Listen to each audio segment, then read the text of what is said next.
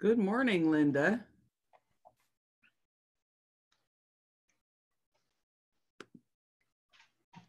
Good morning. Hi, Lori. I always worry I'm in the wrong place until somebody else shows up. I logged in through the website. Oh, good girl. How We cool actually well, moved. we're way early, huh? Well, I've been up early. I have insurance is busy these days. Oh, which reminds me, are you still looking for a painter? Yes, but I actually have 3 bids. So, Okay. got 2. I'm going for the third. I'm waiting for the 5-star from the one Louis had. Okay. So, I don't Did know. you happen to get a bid from Mike Chavez Painting?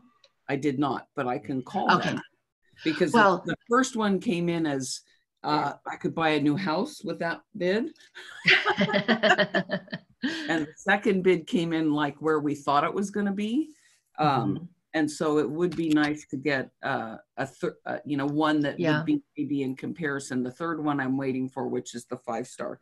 What's the name? Mike Chavez Painting. I don't know that he's necessarily the least expensive, but I know he's the best. Okay. He has won the Press Democrat Best of Sonoma County years in a row. And I actually happened to do his insurance. And so I'm actually working on his renewal this morning. But what I'll do, with your permission, I'll give you an email introduction and we'll see where it goes. Yeah, the one bid that came in was one that painted Steve's sister's place and then his aunt's place. So we know they do good work. That's good. And the first one came in and I just about had a heart attack. So waiting for 5-star this week, but I'll call this guy so he might. Well, and you'd be doing me a favor. I get credit for providing opportunity. Okay. So if you're willing to get a bid, that's a big help to me. Happy to call him and have him come out and have a look. It's a big project because it's painting all the buildings. Yes, I know those buildings. Yes. You and I go way back.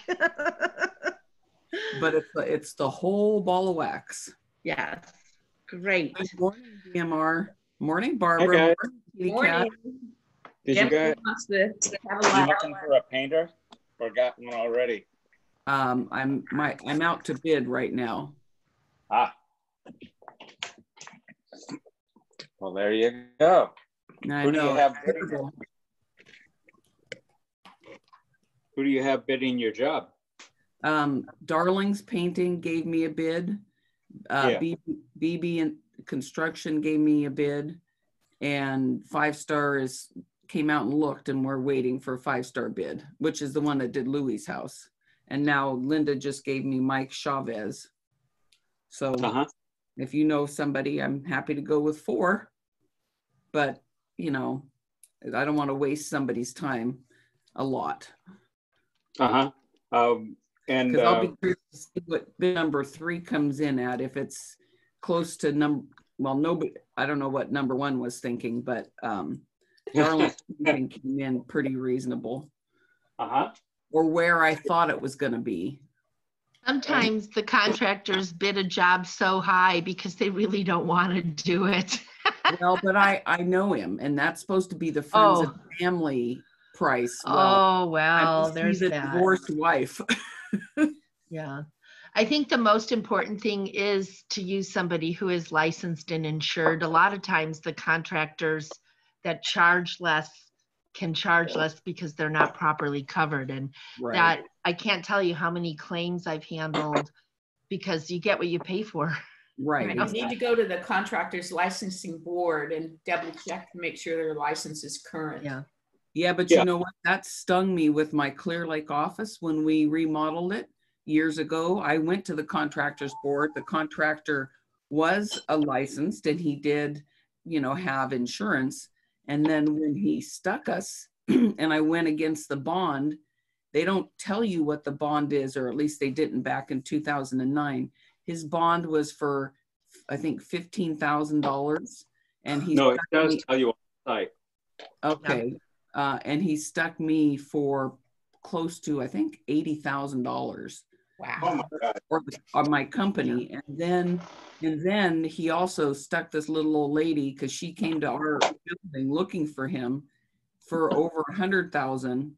And when we both filed on the bond, she got it because she was a regular person. So the way supposedly back then they would give the regular people before they would give businesses. So it was a mess. And that's the maximum a bond can be, by the way. It's just a bond you put in place to have a contractor's license. It does not take the place of liability insurance. Yeah. Yeah. That is correct. So for me, after I get the bid, I want some references, and I do some drive-bys. And when I break the bid down, I want to know, are they going to primer it? Are they, what paint they're going to use? Because everything counts in those things. Using cheap paint or doing a slop job. And when they give me the references, I usually get the address, and I go to that place and I take a peek. And then you know more about what you're getting. Look at eaves, because that's usually where they fail, is under the eaves and at corners and all of those sorts of things. And how big a job are you talking about? 3 buildings. Mm-hmm. I've worked with Darling before. That worked out okay for me. Mm-hmm. And what did you go with the name just because it sort of seemed natural? No, they painted my sister-in-law's winery out in Forestville, and if they can get past her pickiness, then I know that I would not want to work for her. I love her to death, but she's intense. She's the one who bought the apple trees, right? Yes. Yes. Well, another, if somebody who's kind of a smaller outfit, so the price tends to be good, or middle of the road, but the quality is always good, is Live Oak Painting. Okay. Doug Bozell. He lives up on Cherry Ridge. Why do we know that name? What's the wife do? I don't know. Maybe they bought something at the silent auction. That wouldn't be a surprise. Well, yeah, the last name was familiar. Solid people, old-fashioned kind of painter. I mean, old-fashioned like as old as I am kind of painter. I've had him on probably 20, 25 jobs. Wow, okay. Yeah. Well, I'll check with Steve, see how many he wants to have come look. Yeah, Darling would probably be a good equivalent. Okay. Darling's a little bigger. And I like, I tend to like those down-home guys. Yes. And here's something I like about Doug Bozell. I like a painting that comes in like I want it to look. So, I'll get a bid, but I sometimes will move over to time and materials and I'll go, no, yeah, I want you to hit that a second time. Clean this up, do that sort of thing. Mm-hmm. And Doug Bozell, the few times that I had him on a callback, he was right on it. Scraped the stuff off that got me upset and fixed it. I'm probably a little like your sister.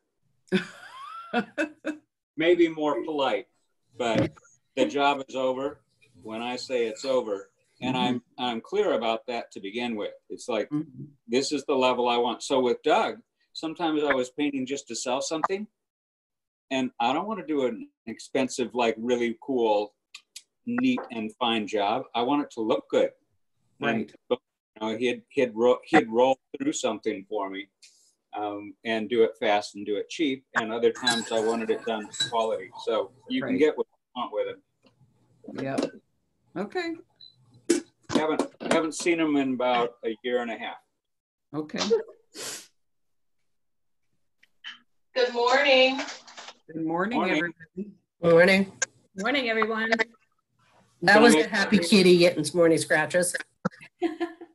Darlene, you want a cup of coffee? I have one. Okay. Cheers. I have my protein drink and my Hi, vitamins. Brian. Brian's in the house. Nice to see you. Doing forever. And so can you see my Barbara, cup? Rosario. Ah, does that mean you're going to donate your eye cup to me? This is from the Talakipaki Impresario Club. It's the women's club in Talakipaki. None of the other clubs would let women in, so they formed their own club. nice. Smart women. Morning, Terry. Morning, Barbara. Terry, clean shaven Terry. this morning. No, not really. Oh, well, you look like it. Like, And are you honoring baseball right now with your World Series? oh, it's just always so soft. Morning, Joe. Well, good morning.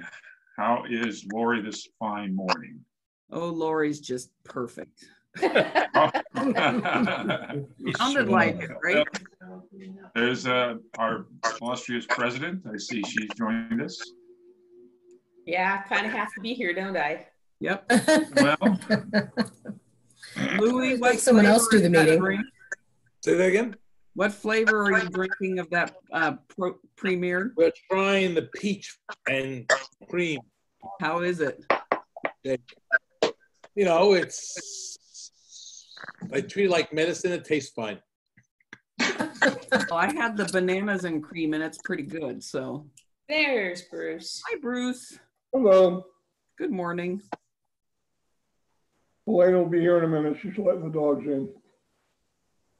she already did. You're there. There's Bruce. Is your yard fenced so they can go out and take your Hey, Brian. business themselves? Yep, they go out and chase the rabbits and whatever else is out there. Have they brought you any presents yet? But no,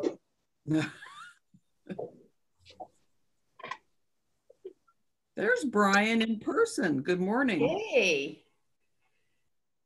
Must be too wet to ride bikes this Good morning. morning. Here's Michael. Pretty much. I've been running every Wednesday with my daughter at this time, but she just started a job as a tracer, so it's busy now. Very good. It's nice to see She's you. heading off to grad school at the end of the month, so How we're gonna exciting. lose her. Nice. Where's she Awesome. going? Brian. Yeah, Where's she going? she's going to San Diego State in bilingual speech pathology. whoa. Nice. Yeah. Yeah, how cool is that? Is it going to be in person or online? Mostly online, but some one-on-one clinics with kids, bilingual children. She almost went to New York, but it wasn't in the cards with the virus. Plus, it would have been a lot more expensive to go to Colombia. Morning, Joyce. Morning, Joyce. Morning, Jim.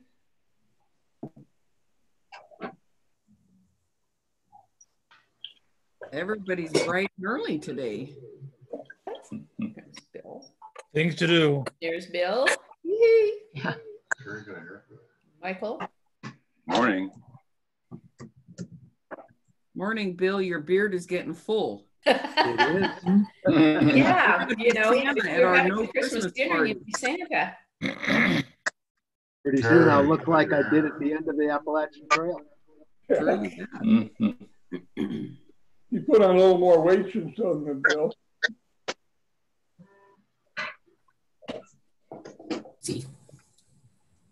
Your beard's looking pretty good too, Bruce. There's Jerry. Good morning, everybody. Good morning, Hi, Jerry. Helene. Good morning. Morning, Helene. Morning, Helene. Hi. It's beautiful up here this morning. It's only 64. Ah, It'll be about 97 at 3 o'clock. Ah, Yeah. We've had triple digits the last 3 days. wow. Morning, Jim Glom. And there's Rod. There's the Jim and the Jim. She's coming on.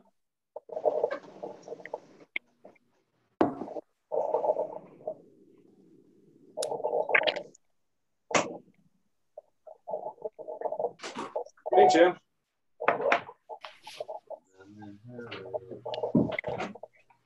And there's Diana.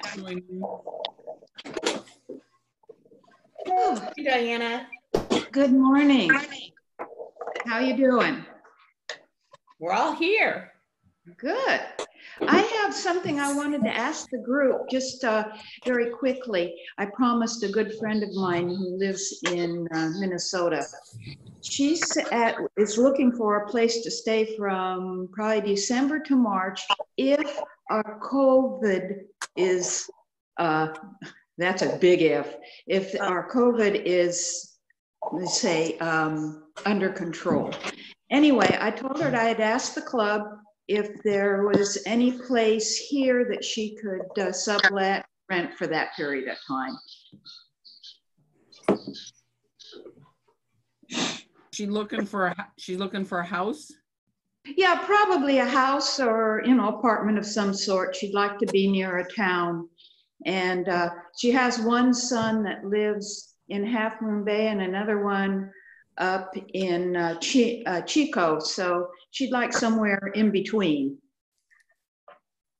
And I really don't think it's going to happen. I don't think we're going to be out of this by December, but that's actually an impossibility, isn't it? I think so, but I told her I'd ask everybody I knew, so I thought I'd throw it out to the club. I have no real hopes of it. She's like a sister to me. I've known her for, 50 years. And I told her she could stay with me if that happens, but we both like our own space, you know. Diane, could you repeat what the request was? I just That's the garage. I don't think she'd like that. She needs an RV. You know, she needs an RV. But I can't have her go over and park on Morris. Oh, I saw some space there. Yeah. Anyway, if you know of anything, let me know. Pardon? Could you repeat what the request was? I just joined and I'm not sure what you're asking. Oh, I have a dear friend who wants to be here from probably December to March if our COVID has allowed it. And she lives in Minnesota, and I think she'd like to move out here, and so she'd like time to look around too.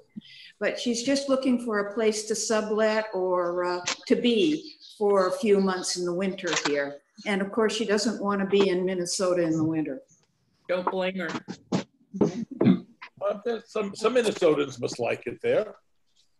Oh, she has for years, but she prefers it out here.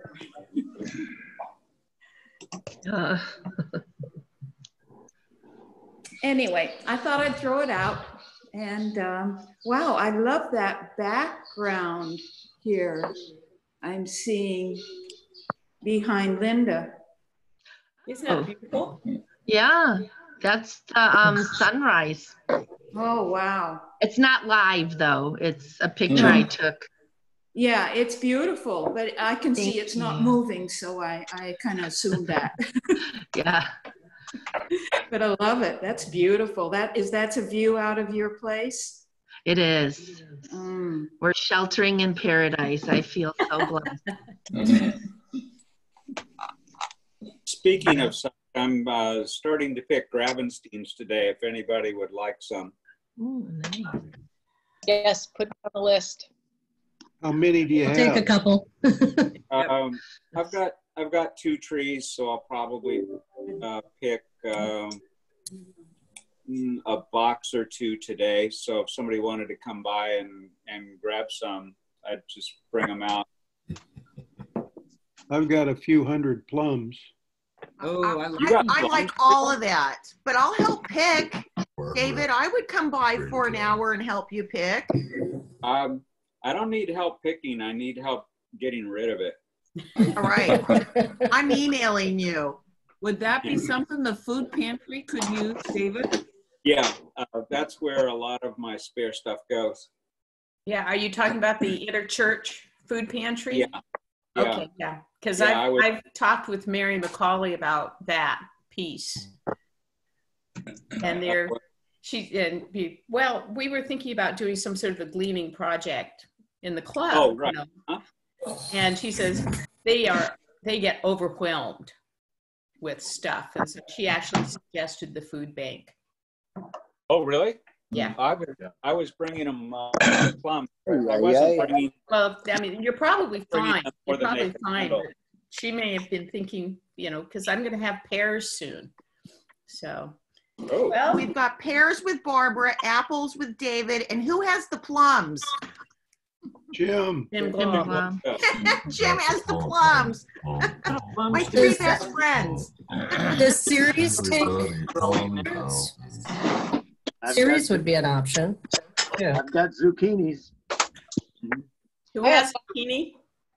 Doesn't everybody? No, I live at the coast. About this time of year, People sneak it on our porch in the middle of the night. Tag is here. Okay, folks, guess what? It kind of looks like it's 7:30, so. She's Santa Claus. Greetings, everybody. There's Linton. Barbara.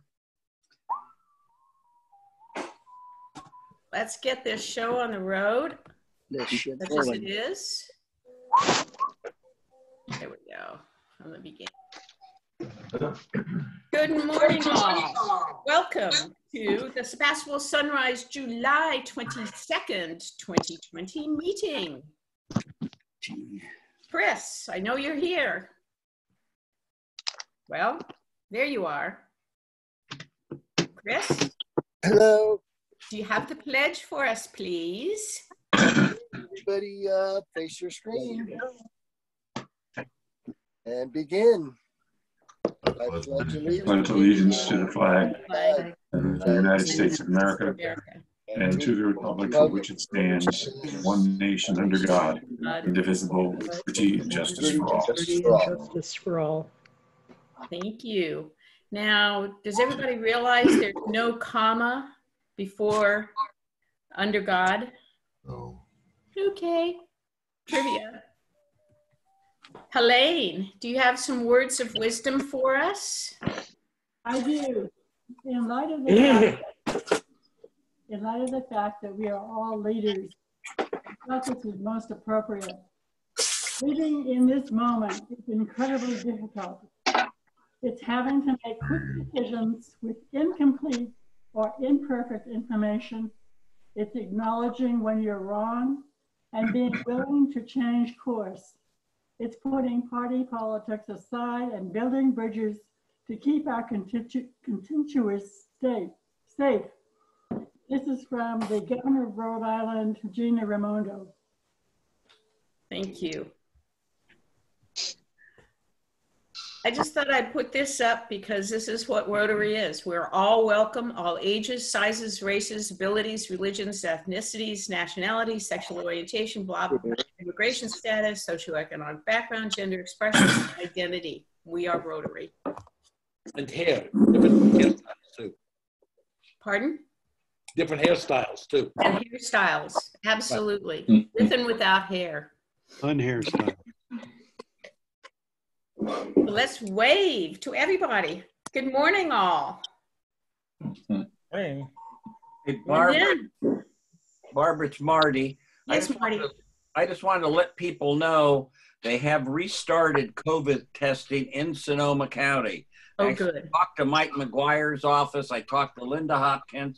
When I went on yesterday to the LHI site, they have opened up many more places at Santa Rosa Fairgrounds to be tested. So you can sign up anybody that wants the COVID test. That's why we have so many more. Okay, now Joe, before we get started on our song, I've heard tell that maybe our singing is kind of like not working terribly well.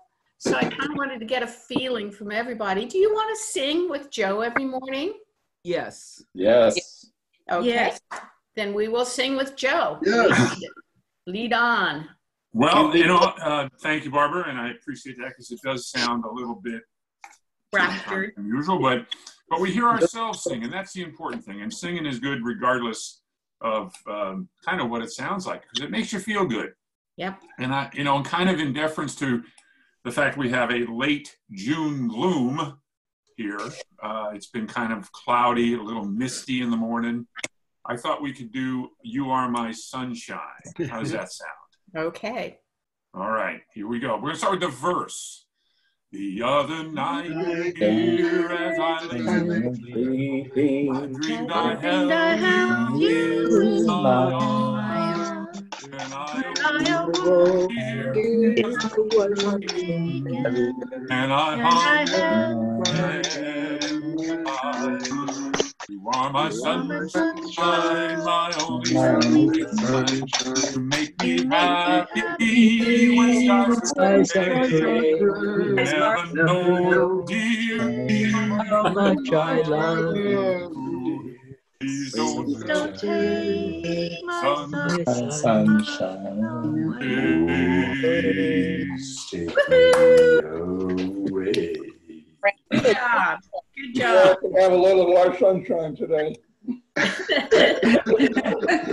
Yeah, it's decidedly gray here. It's wet and gloomy at the coast. Yeah, it's gloomy and damp here. Real damp. Yeah. Yep. So do we have any cyber Rotarians with us?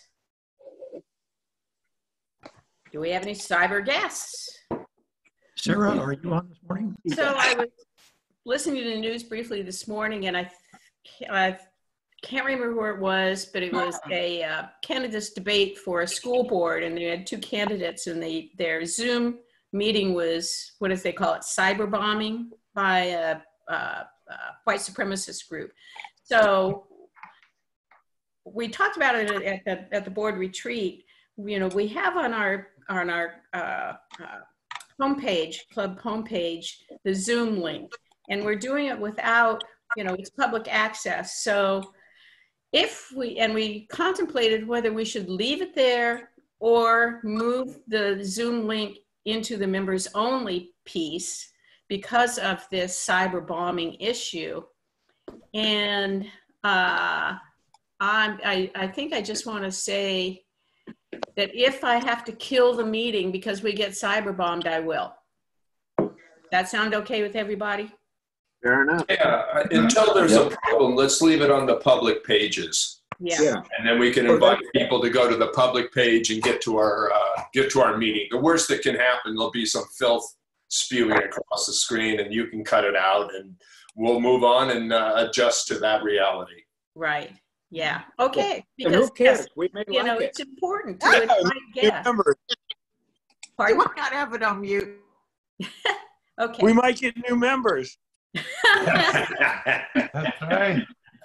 All right. We open the So we do have some wedding anniversaries. First one is, and yeah, I know I was lame last week and I didn't get it, but Steve and I had our anniversary on Sunday. It was our 45th. Congratulations. Go. How the hell did that happen? But we're still here. You woke up and there it was. We woke up and there it is. And we did the same thing on our 40th. It's like, how the hell did that happen? We got married 3 months after our first date. So 45 years, what did we do? Nothing. You know, we thought about going out and having a nice dinner or something, and then, because we love to go out to Duncan's Mill and go to Cape Fear Cafe, and decided that we really want to compete with the tourists. So we'll do something one of these days, but Jim and Kathy Gilliam. Jim Gilliam, are you with us? I guess not. So their anniversary was on the 16th. And then we have Al and Angela. Al. Al with us? Yes, I'll have to unmute. Am I here? Okay, There can you hear me now? Happy anniversary on the 24th. Yes, this Friday will be 38 years. Congratulations, Al. So yeah, yeah, I was told by back in before I proposed to Angela, one of my old girlfriends I had lived with for many years kind of became friends with Angela, and she had told me that if I don't propose to Angela within the next few months, she's going to leave me. So I got the inside word on that. So I decided to dive in. Well, Rotarians are people of action, and you acted. Yes. Good. Good for Rod. Yeah. Okay, then we have Rod and Mary. Rod. Yeah, I think we have you all beat. This is a big 5-0. Wow. Roddy. Woohoo! Oh. And we took 6 years from our first date to our wedding. Mary let me go off to law school, so she was smart.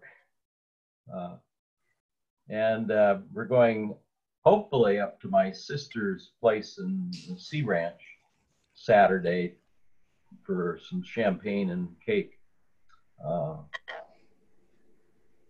So that rather reduced the celebration. Yeah, so Rod, okay, out of curiosity, and I'm going to ask this of everybody, where were you living when you got married? Well, we got married in Seattle. Mary is a native Seattle girl. And I was sort of in motion at that time. I actually was living back in Silver Spring, Maryland, I was sleeping outside of DC. I was working for the Justice Department at that time.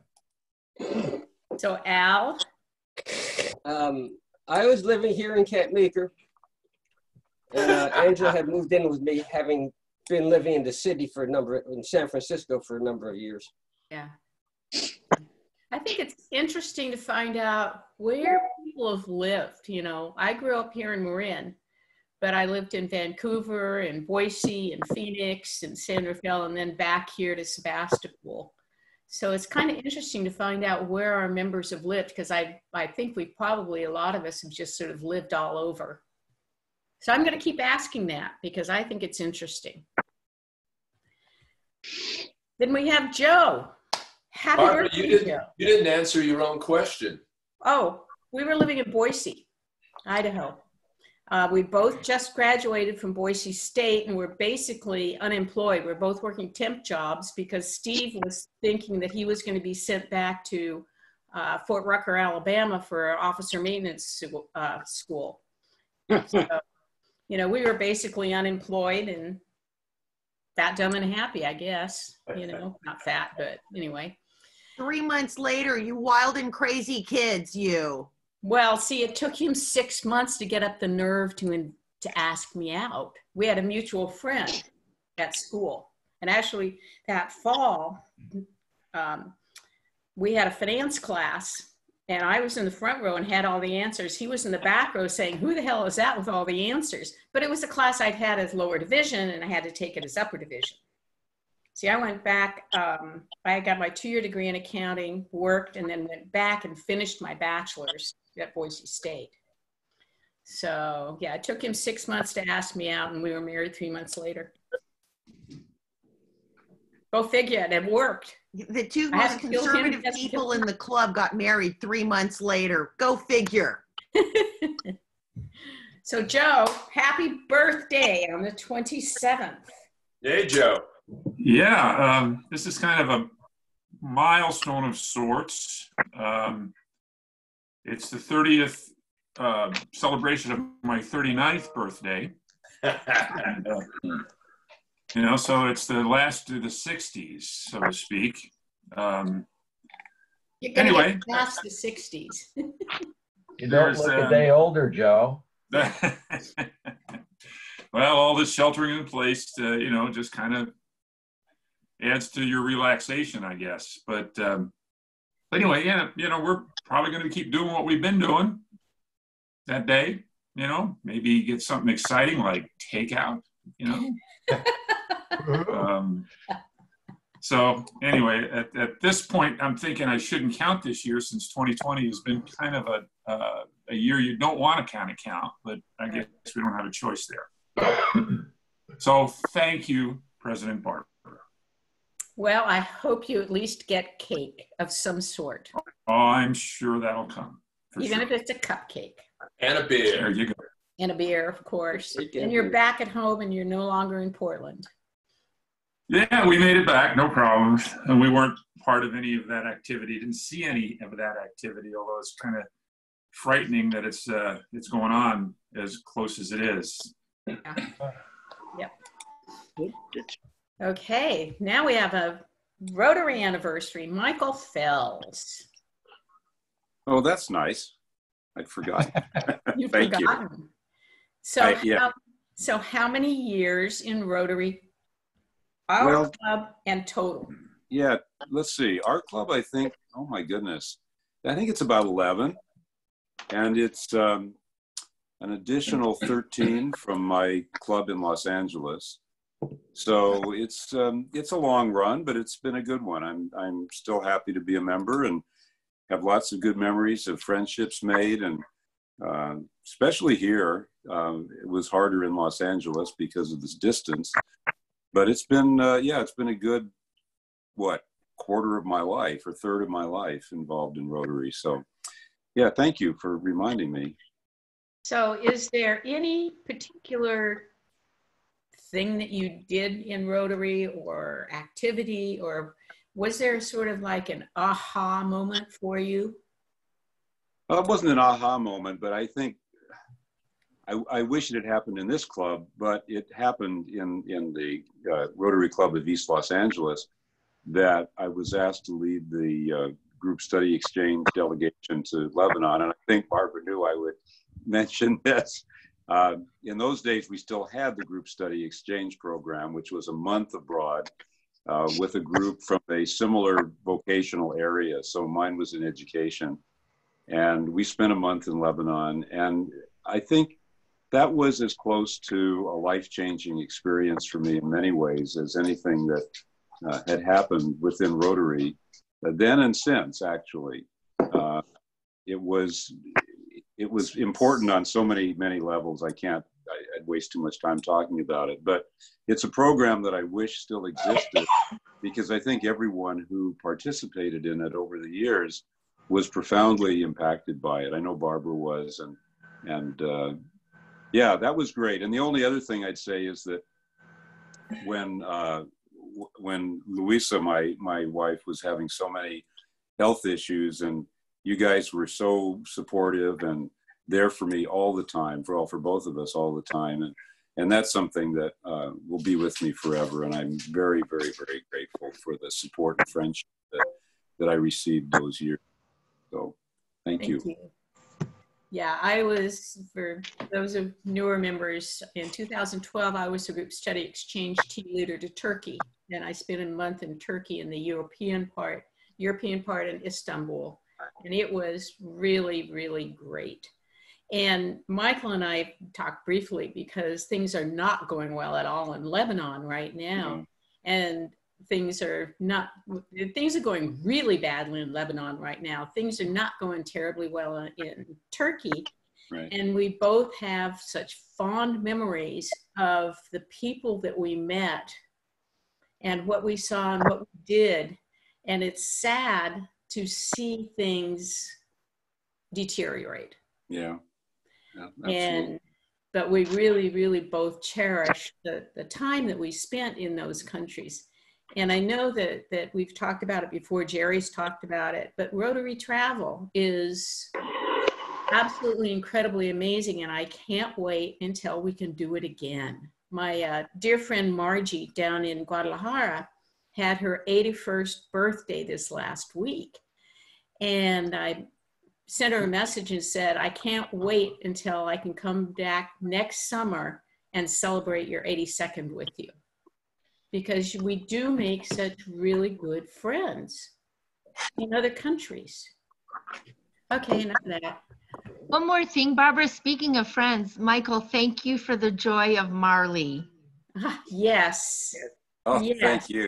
How's She misses Martha all doing? of you. Yes. She always asks, you know, she doesn't get up early enough to do this, but she does miss you. Yeah. Thank Give her you. our best. I thank you, I will.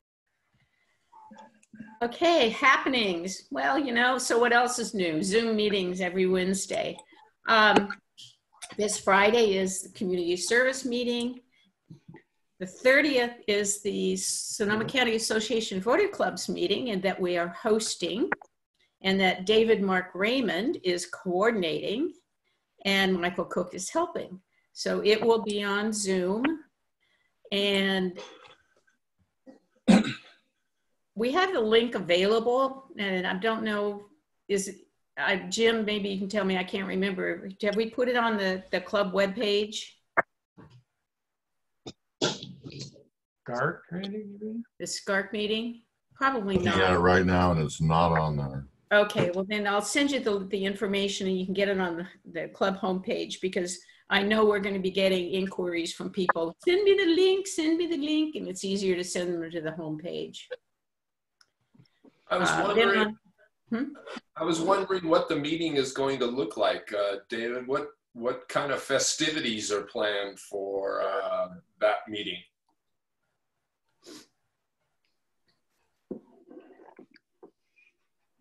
Guess to unmute or get back in the room.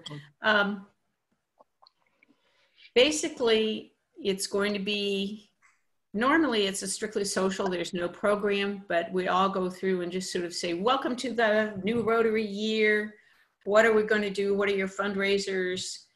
You know, what's going on, that type of stuff. And it's a way to connect all the Rotary clubs in Sonoma County, because as we all know, we beg, borrow, steal, plagiarize, and cooperate with each other by making friendships between clubs. Also, people are going to share how they're doing their fundraising. Yeah. And what fundraisers they might have. There's a lot of online auctions going on. So that's kind of interesting. We'll hear from Doug Johnson, our new district governor, and we'll spend a moment with Kathy Flamson, our past district governor, her being able to say, hey, it was fun, see you later.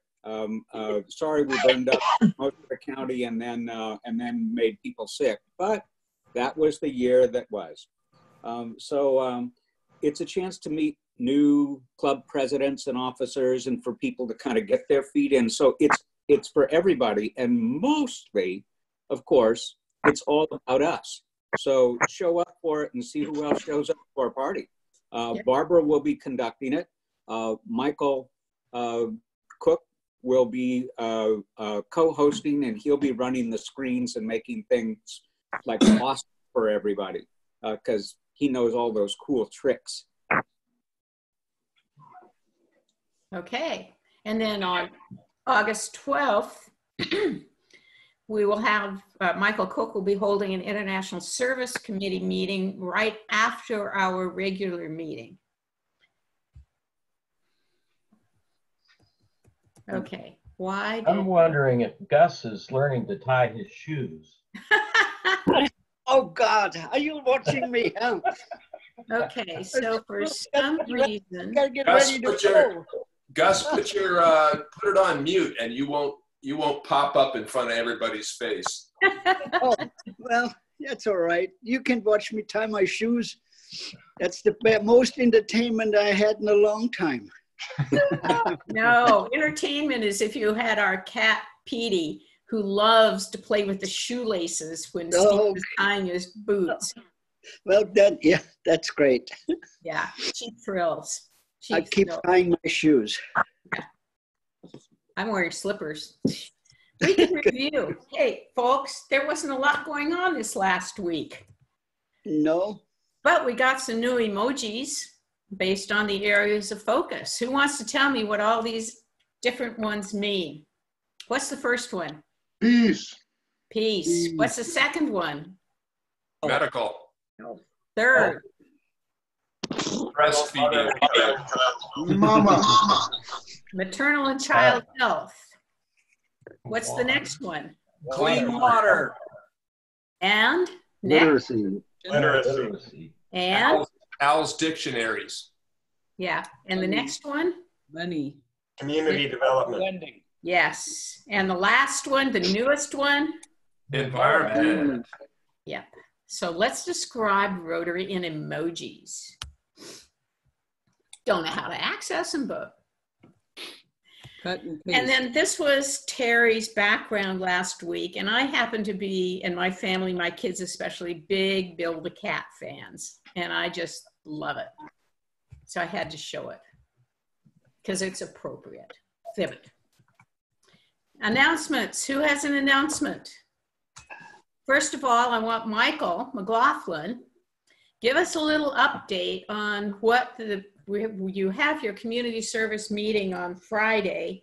What sorts of things are community service, are you guys working on in community service? Well, we're continuing with Jim Glom's leadership to work with the homeless food situation and the Community Christian Church. Because of the COVID, we are not hands-on as we were, but we are still supplying food to the church, and they are making upwards of 140 lunches a week now. So that is continuing on. Our meeting on Friday is with regards to the district grant that we need to apply for. And PJ has been doing some research on the shortage of internet devices facing the economically challenged families in our community.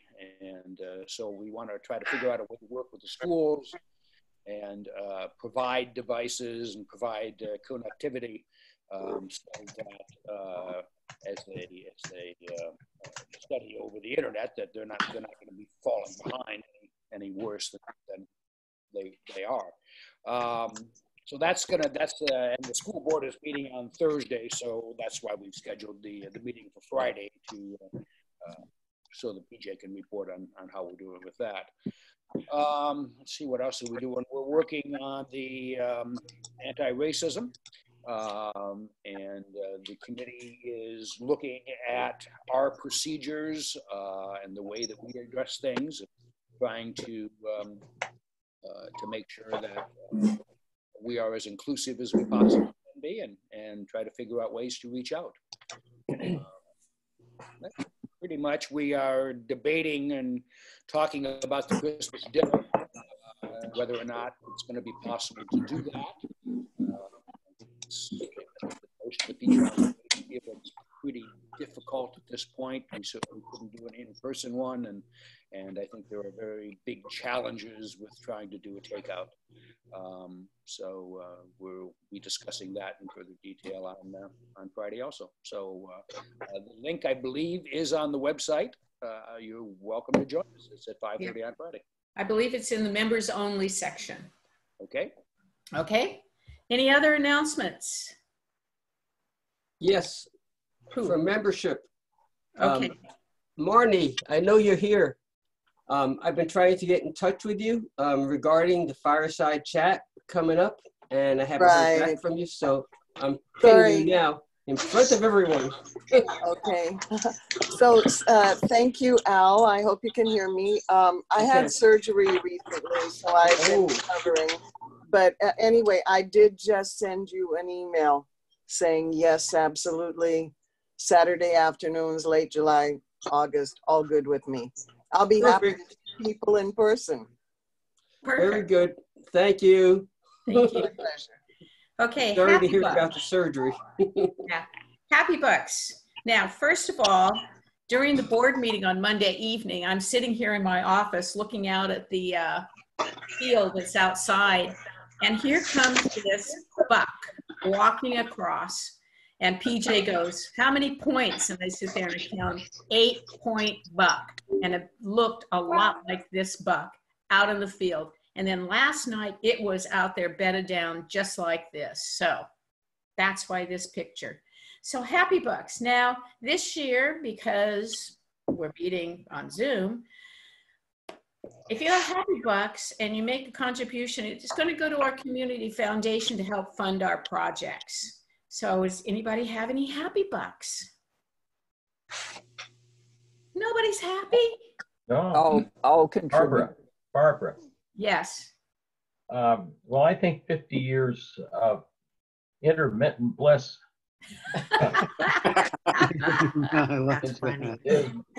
is worth, well, at a minimum $10 a year, comes at $500. Wow. Thank you. Thank you. Thank you, Rod. That is super. P.O. Box 2481, Rod. Yeah. Okay. Thank you. And thank you to you and Mary. Both of you have been great members of our club. Well, she's pretty special. Yes, she is. Yes, she is. Anybody else have any Happy Bucks? Well, I'm not sure this counts as Happy Bucks, but I wanted to remind people about the Pino and Pizza online auction for global offsite care. Oh, yes. And I just put, that's this Saturday, the 25th, and I put a link in the chat. Okay, perfect. I got many emails about that. Yep. Barbara, I was going to say I had, well, my niece was supposed to get married October 17th to her fiance who's in the Air Force. And unfortunately, here they're in Texas and they're not letting them come to California. For how long? So they eloped on the 9th, I think. Oh, I don't know. It was on a Thursday. We all got phone calls. So I'll send in $20 to our foundation. Thank you. Thank you. You know, when you want to get married, you want to get married. Yeah. Who's that? David Freeman. There you go. I muted him. Okay. Elaine, any other Happy Bucks? Barbara, I have there's one more. Who? Barbara. Brian Bauer. Okay, first Helene. Okay. I finally got a new chandelier for the dining room. That's my Happy Buck for the week. Yay! Good. So Brian Bauer, now you. Yes, my company just moved to our pilot site right next door to Recology, so our Recology pilot will start. That's right across. It's right across the railroad tracks from Andy Lopez Park and really close to Joe Gadswood's office. So if he ever goes in the office, I'd love to have lunch with you, Joe. Okay, that's great. So now, Charlie, is our speaker with us? She is, and I'd like to introduce Sarah Robinson, who's our presenting speaker today. She is Director of Development at Shelterbox USA, and she is, I should mention, Shelterbox is a tight partner of Rotary International in disaster relief. And Sarah is on the boards of the National Museum of Nuclear Science and History. She's a Rotarian in the Rotary Club of Albuquerque, Rio Grande, and she is the past president there. She lives in Albuquerque, where she is joining us from today. And take it away, Sarah. Great. Thanks so much, Charlie, and thanks, President Barbara. I'm really excited to be here today. I got to visit your beautiful city last Thanksgiving because my sister-in-law is from there and works at O'Reilly Publishing there. So I hope I can be able to see you all in person one of these days. Charlie, are you just able to enable this screen sharing so I can? Yes, I just enabled. Oh, perfect. Thank you, Barbara. Thanks. Great. Well, yes, as Charlie mentioned, Rotary and Shelterbox are great partners. And so I just wanted to spend some time today sharing about what that partnership looks like and all that we've been able to accomplish together. And so for those that might not be familiar, what Shelterbox does is we take and hand deliver emergency shelter and other essential items to families who have lost their homes, either to natural disasters or to conflict situations. And we know there's a massive need for this work in the world right now. There are currently 88 million people displaced, And sadly, those numbers are only expected to rise. And so by the year 2050, it's projected that 200 million people will be displaced in our world. And so really our vision is to create that world where no family is without shelter when disaster strikes. And so whether it's earthquakes or hurricanes or floods that force families to flee their homes, or conflict which causes them to flee, we really believe that shelter can be this stabilizing force, and it can keep families and also communities together and restore some of the privacy and dignity that they may have lost as they were fleeing. And then also it gives them a chance to be able to start to recover and to rebuild their lives, and also in turn their communities. And so really we wouldn't be anywhere today without Rotary. So for those that were in Rotary back in 2000, you'll remember that we were all challenged to do a bigger Millennium Project. And so it was a larger project that would serve either the local or the global community. And there was a club in England, and many of its members had served in the military. And being on these different disaster scenes, what they had found was that after a disaster, oftentimes food and medicine would flood into that community, but that there was no great temporary housing solution. And so being Rotarians, they saw a problem and wanted to fix it. And so this one club started putting boxes together that would have the items that families would need to survive following a disaster. So things like the big family-sized tent, blankets, ground mats, life-saving items like mosquito nets and water filters. Oftentimes after disasters, we see standing water, so mosquitoes will spread rapidly, increasing the risk of malaria and Zika. Oftentimes too, cholera and other waterborne disease can cause a second disaster. And so a lot of these items prevent those different types of threats to health and wellness.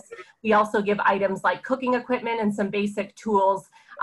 We see people digging out with their hands after events happen, like landslides. And so just these really simple tools were put together and used to help families all over the globe.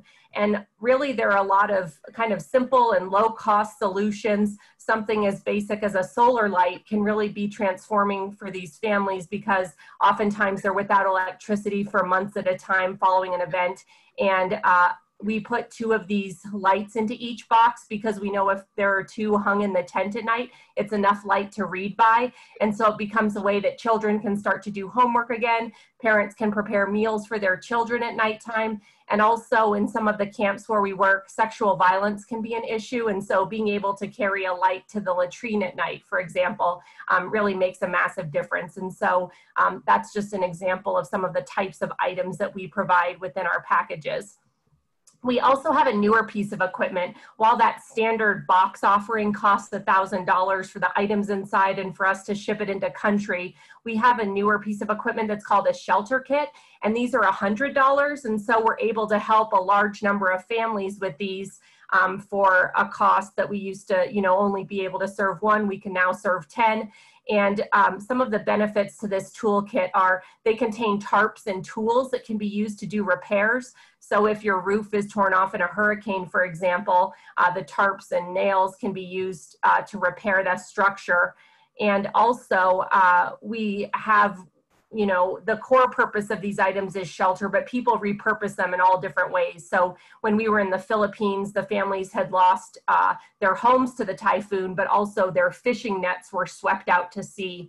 And so they took the rope that you see in the center there, and they were able to take it apart into smaller strands and used it to tie new fishing nets so that they could start to get food for their family again. Similarly, in Malawi, the women there were able to take the farming equipment and to travel to Mozambique, the neighboring country, where they were hired as day laborers because they had their own equipment. And so while the core purpose of these items is for shelter, we see people using them in all different ways and for that community and economic development we saw earlier. Also, another great feature of these kits is that there's actually enough material inside to create a standalone structure. So this is a house that a family built in the Philippines last year following a typhoon, and will help in these situations the families procure items that they can use for a framework. So lumber or bamboo, whatever we can find or procure locally to be able to use.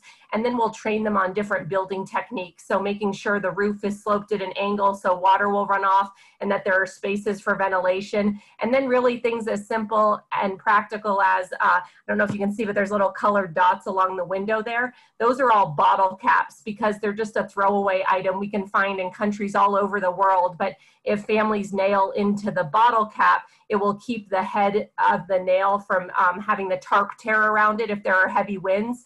And so those are some of the techniques and tricks we'll show these families so that they can build a more stable temporary housing structure.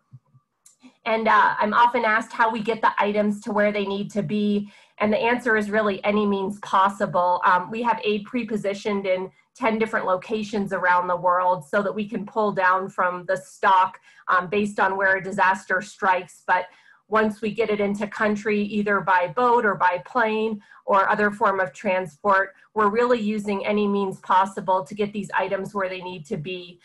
We're oftentimes dealing with, runways that have been destroyed in an earthquake or roads that are washed out by floods or by landslide. And so we're working and partnering with the local community to figure out any way we can to get these items to some of really the most remote locations in the world. And the reason we're able to do this great work is because of really the people who are behind this organization. So one group of those individuals are our shelter box response team members. Many of these team are Rotarians, but they're people who trained for about 9 months prior to joining our team. And they make themselves available on a calendar. And so should a disaster strike, they're oftentimes, on a plane within 24 hours of having received the call. And what they do is they travel into these countries in small teams, usually of 2 or 4 people. We want to make sure that we're not putting an additional burden on a community that's already been affected by disaster, because things like food shortages and water scarcity can be an issue. And so we'll send in these small teams who in turn partner with the local community. So they'll work with community leaders to do things like conduct assessments, find out the extent of the damage and which families are the most vulnerable and what type of aid items could serve them. And then they conduct train the trainer exercises. So they're teaching the community how to set up the tents and use the water filter and those sorts of things. So instead of sending in a big team of 100 volunteers to set up a field of tents, we're really partnering with the local community to have that work happen.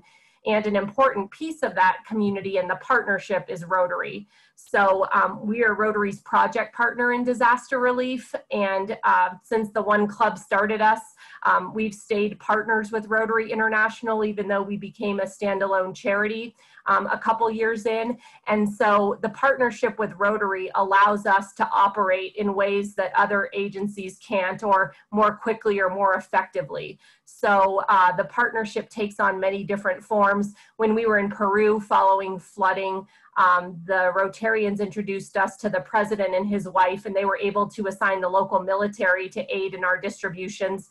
When we were in the Philippines, the Rotarian we partnered with was a beer distributor, but it was great because he knew everyone at customs. He had big flatbed trucks we could use to transport the items, and his drivers knew all of the back roads and could navigate around the different damage that the typhoon had caused. And so you can see an image here of Rotarians on the ground in the Philippines helping with our distributions. It's everything from help like this to transportation services, translation, sometimes those vital community connections that we couldn't operate without. And so our partnership with Rotary is one where Rotary clubs and Rotarians across the world support our work, but then they're also that incredible volunteer force on the ground to serve in their communities after these events happen.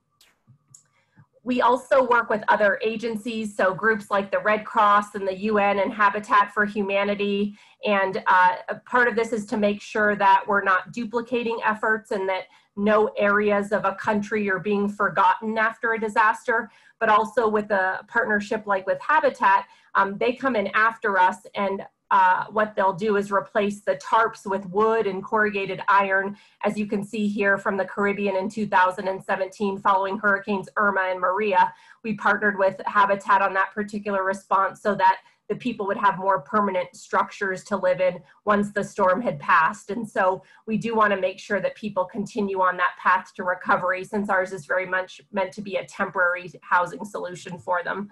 And the last group of partners, but an incredibly important one, is what we call our in-country distribution partners. So we started off only responding to natural disasters, but quickly found that we could take the knowledge and the information and expertise that we had and apply it to conflict situations around the globe, which are the majority of the global displacement that we see. And so we work with different partners in country, and these are people who were doctors and lawyers and teachers prior to the start of the war in Syria, for example.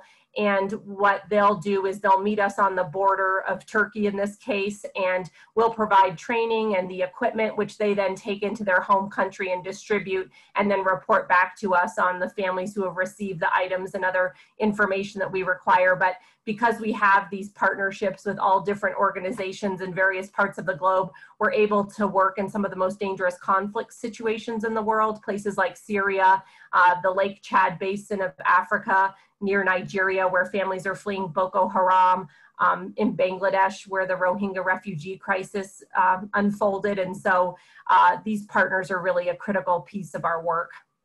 And to sort of show you how our work has evolved over the years, we're seeing an increase in the number of disasters and their severity, but also in how complex these crisis situations are and the length of time that they're continuing for. And so this is an image of Google Earth that just shows a desert landscape in Cameroon in December of 2013. And so it truly was just like a barren desert landscape at that time. But what happened in the interceding months was that Boko Haram started attacking people within Nigeria.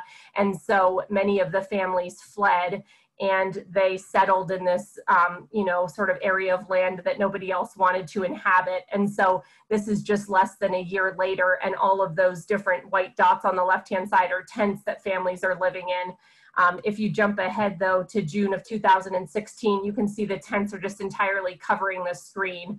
So we are continuing to operate in this refugee camp. We are the only provider of tents in this particular camp. And what was originally intended to house 30,000 people is now home to 60,000 people. And so because it's been years, we're now even 4 years past this date, what we were finding is that over time, this tents would start to deteriorate in the sun or maybe come apart at the seams and need a tarp put over them. And so we knew we had to do something different. So we worked with the local community to find out what building materials and practices they would typically use. And they would create mud brick houses, but the way they would fire the mud bricks was in wood-fired kilns. And we were concerned about the surrounding area becoming deforested with such a large influx of refugees. And so what we were able to do is figure out a way to cure the mud bricks in the sun instead, and then coat them with a tar-like material so that they would last longer. And so now what we'll do is families are still entering into the camp, and they may stay in a tent for about 6 months while they're being shown how to build one of these homes, so they have then a more semi-permanent solution that they can move into. So we'll provide things like the training, the framework, the corrugated iron for the door, those sorts of things. But what we're seeing is a lot of women and children whose husbands have been slain, and they're afraid to return home. And so this gives them more of a place to be able to live as the years are going on.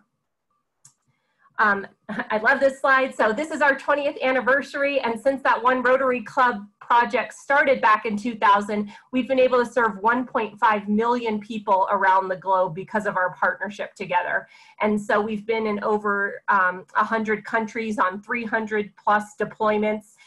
Many times we'll go back to the same country multiple times. The Philippines, for example, we've been to over 30 different times because they're constantly getting hit by various storms. And just within the past year, we've actually opened an operations hub there so that we'll have aid stockpiled and pre-positioned, and a couple staff members who partner with the local Rotarians there, so we can respond more quickly and effectively in that particular area. And it's a model we may look to replicate in other areas. Also, because of our work in these conflict situations around the world, we've been nominated for the Nobel Peace Prize each of the last 2 years for our work in keeping families and communities together after conflict. In addition to, remaining Rotary's partner, we also have the highest ratings from GuideStar and from Charity Navigator, some of the different watchdog organizations. So we have the highest ratings, as does the Rotary Foundation, for stewardship and transparency and accountability to our donors. I wanted to touch on quickly something that's affecting our world, and that is the coronavirus. And so John Hugo shared that the partnership between Rotary and Shelterbox provides a place of refuge for vulnerable people to stay as healthy as possible. When it comes to fighting a pandemic, the most vulnerable need our protection, or everyone is at risk. As emergency shelter experts, Shelterbox has a vitally important part to play in the global response to COVID-19. And so while we're doing everything we can here at home to protect ourselves and our families from this threat, we're especially worried about how it is going to impact refugees and also internally displaced people around the globe, because oftentimes they're living in overcrowded camps and settlements, places where hygiene and clean water are already an issue. And to give you a sense of one of these locations, the Rohingya refugee camp in Bangladesh is home to close to 1 million people. And in Wuhan, China, where the virus first took hold, there were 6,000 people living per square kilometer. At this particular camp, there are 40,000 people per square kilometer. So to give you an idea of the population density and like what cramped quarters these families are living in. And then it's compounded by the fact that the healthcare is poor in many of these locations. In a country like Syria that's been in war for 9 years now, they've had 57% of their hospitals damaged and 37% destroyed entirely. And so there's a compounding factor where there's a generation of people who haven't had regular screenings and vaccinations who are now being confronted with this virus. And so what Shelterbox is doing is some of the best practices that are being recommended here so that we can help flatten the curve. So first and foremost, we know that if we can allow people the space to social distance, it can give them an opportunity to protect their families. And so by giving tents and shelter kits, we can give people a private space. Often after a disaster, people end up all congregating in a big center. We saw it here after Hurricane Katrina as people went into the Superdome. You'll see that overseas as well. Maybe everyone's gathering in the school because it's the one concrete structure that's still standing. And so if we can get people out of those collective centers and into their own housing units, they have a better chance of self-isolating. We also were able to pivot quickly and started adding things like soap and hand washing basins to our kits so that families that wouldn't otherwise have access to these materials could have these critical items that are needed, especially now. We also know our items promote better health. So things like ground blankets and mattresses allow people to sleep better at night, but also something as simple as giving each family their own sets of cooking pots and pans makes a real difference because they're not having to go to a big mess hall with a lot of other families to get their meals. Or what we see a lot is maybe 5 families sharing the same set of cooking equipment. And for a virus that's so contagious, just giving each person their own set can really cut down on that spread. We've also modified our distribution practices. We want to make sure that we keep people safe and do no harm. And so through our work with our partners, they're wearing masks and gloves and sterilizing all of the different stages of the supply chain. We've also added at our distribution sites hand washing stations, but also aid workers who can talk to families about this particular virus and how it spreads and how they can stay safe. We're also practicing social distancing at our distribution sites. So this image is from last month in Somaliland, and typically we might help 600 families there a day, but now we've reduced that number down to 50 and are just having the distributions for more days in a row so that we can stagger the number of families that we're helping each day so that they can maintain social distancing even as early on as at the distribution site. And here's another example from Ethiopia. We also are continuing to respond to natural disasters. So a couple months ago, a Category 5 cyclone struck Vanuatu, and at the time they had 0 cases of coronavirus there. And so we wanted to make sure that we weren't sending our volunteers through the airports and potentially introducing this community to the disease. And so rather than sending our teams in, what we did is worked with a local partner called CARE. We had partnered with them in 2015 following Cyclone Pam. And so we just got them the equipment, and then they're distributing it within their home country so that we can help to protect families in that way. So we are continuing to respond to natural disasters. It just looks a bit different than our traditional practice of sending our volunteers in and having them do the monitoring and evaluation. We're training partners and local community members on how to do that on our behalf now instead. And then there have been some cases where people just needed some extra help. So in the Philippines, they had a hospital there and needed more spaces to be able to isolate patients. And so they used our ropes and tarps to create some extra rooms of the hospital so that patients could have space to distance who had been diagnosed with the disease. So, you know, we're really trying to help in any way that we can and in any way that we're needed in these different areas where we operate. And I just wanted to share, Abu is one of the families we've served, and he said, if the virus spreads here, it will be a catastrophe. I need a kitchen set just for our family so that I don't have to borrow from someone or lend my stuff to another person so that the infection does not spread. All I can do is to keep my family away from people and inside the tent. And so this is really what we're working to do right now. It's giving people simple and basic items so that they can keep themselves and their families safe. And as you can see here, we have active responses going on in so many different countries around the world right now for everything from cyclones to drought to conflict situations. And so even though coronavirus has obviously had an impact on our organization, we're still finding ways to operate and to serve the families who need us most, especially at this time. One happy thing I wanted to mention is that we have an awesome volunteer named Brittany Woodrum. She's a Rotary Peace Fellow applicant, and she this summer is hiking all 58 of Colorado's 14,000 foot peaks with the shelter box on her back to raise awareness for our mission. And so there's more information on our Facebook page and website, but if you get a chance to follow Brittany, she's done about 10 of the peaks so far, and she'll continue through September on that journey. But it's been really fun watching her tackle that this summer, and she's staying socially distanced, but she wanted to find a way to give back and do something in these strange times. So there's Brittany. I just wanted to introduce you to her. And at this point, I'm happy to answer any questions anybody has, but thank you very much. On behalf of the entire Shelter Box team, we couldn't do any of the work that we do without the support of Rotarians around the world. And so we're very grateful for the partnership and for all of the good that it's let us do in the world. So thank you. Thank you, Sarah. And I just have a comment to make because our club has been a supporter of Shelter Box, and we personally have been a supporter of Shelter Box. And one of the amazing things they do, and she didn't have time to talk about it, but in some of these camps that are more permanent, Shelter Box has a schoolroom in a box.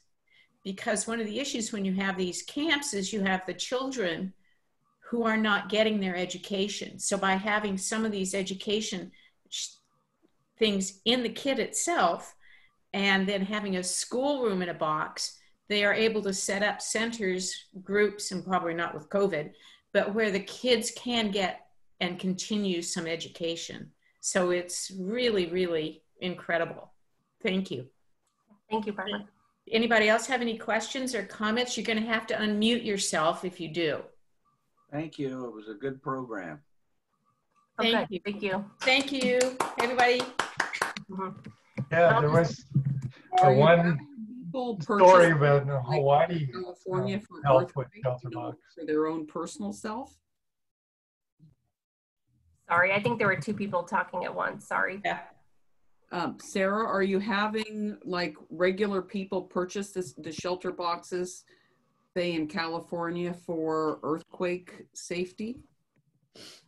We don't sell our particular items for home use, but we absolutely recommend the types of things that are in the box that families keep in their own stockpile. So some way to have clean water, water filtration, whatever that looks like. Yeah, things like a light or a radio. Yeah, we just focus on the humanitarian aid side. And so we don't like commercially sell any of the boxes, but I know everyone would like to have one.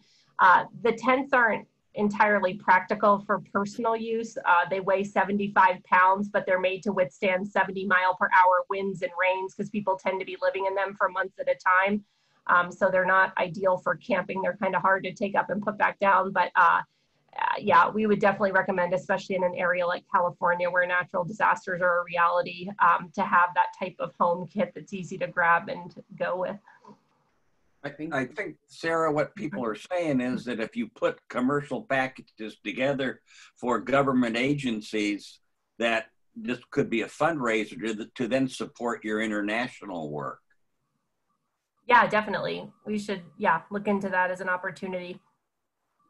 I know. So you can, we can have to wrap this up. Michael, go ahead, and then we're going to wrap it up.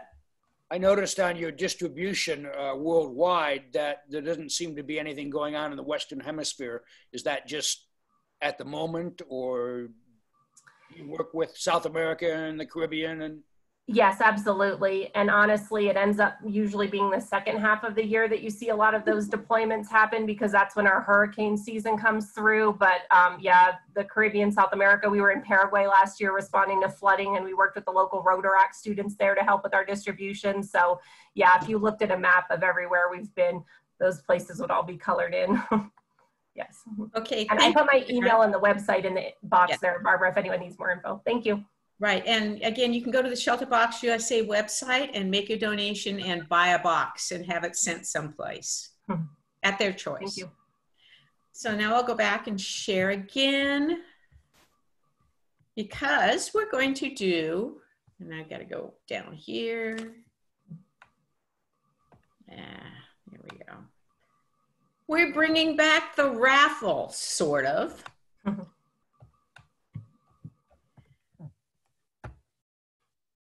Oops. There. Oh.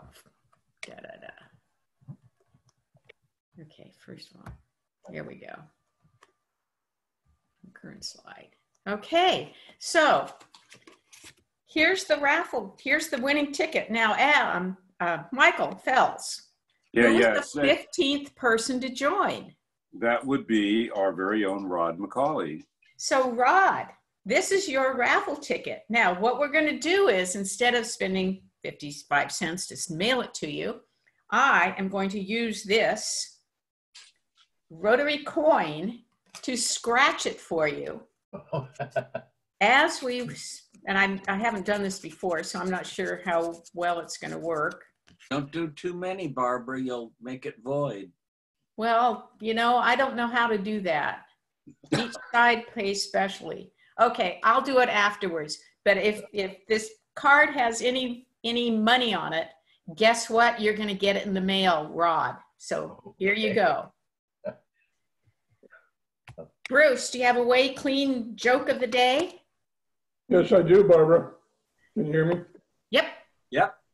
Hold on, my phone just went away. A long time ago, a wealthy woman, quite well fond of antiques and curiosities, found a very special vase in her travels. She liked the vase so much she decided to paint her entire display room the same color. She put out an announcement saying that she will pay a great deal of money to anyone who can come up with a matching paint color. Many painters tried, but no one was successful. One day a painter comes along and asks to examine the vase and promised that he could come up with a matching color. True to his word, after a short time looking at the vase, he immediately was able to satisfy the woman's wishes and was awarded the job. This incident made him famous, which used to launch him in a thriving business. A long number of years later, he decides to retire and hand over the business to his son, who asks, "Dad, I have one question for you. How did you get the paint to match the vase so perfectly?" His father looked at him and says, "Can you keep a secret?" "Sure," says the son. The old man comes close and leans over to him and whispers, "I painted the vase." Thank you. Good one. Here's a joke. Why don't ants get sick? Because they have little antibodies. Happy trails, everybody. Joe, lead us off. Trails to you. until we meet again. Happy trails to you, my brother. Happy trails to you, till we meet again. Thank you all, and see you next week, unless you're going to be at the community services meeting on Friday. So bye, everybody. All right, bye-bye. Have a great week.